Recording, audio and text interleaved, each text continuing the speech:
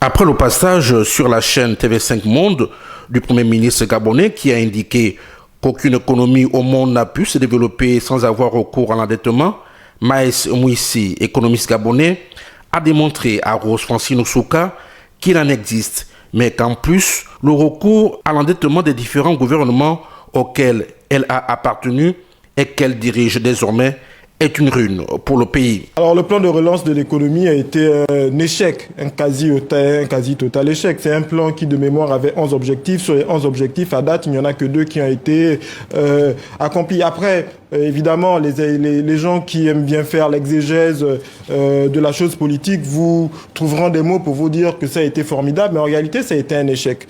Et d'ailleurs, tellement un échec qu'on n'en a pas fait le bilan. Et là, le Gabon va, à la suite du Covid, relancer un deuxième plan de relance sans avoir fait un bilan du précédent et oubliant parfois que les mêmes causes produisent les mêmes effets.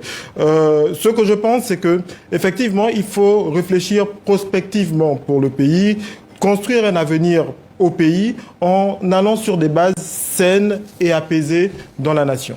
L'économie se reproche au gouvernement le fait d'avoir augmenté l'encours de la dette du Gabon de 276% entre 2009 et 2019 pour des résultats plutôt médiocres sur le plan économique et social, de recourir à de nouveaux emprunts pour rembourser des dettes antérieures dans le cadre d'opérations de refinancement de plus en plus chères pour le contribuable, de choisir de s'endetter pour couvrir des dépenses extrêmement faibles qui auraient pu être prises en charge sur les ressources propres et de poursuivre un bilan économique catastrophique qui, dans un pays sérieux, aurait amené le régime à tirer toutes les conséquences de cette faillite généralisée.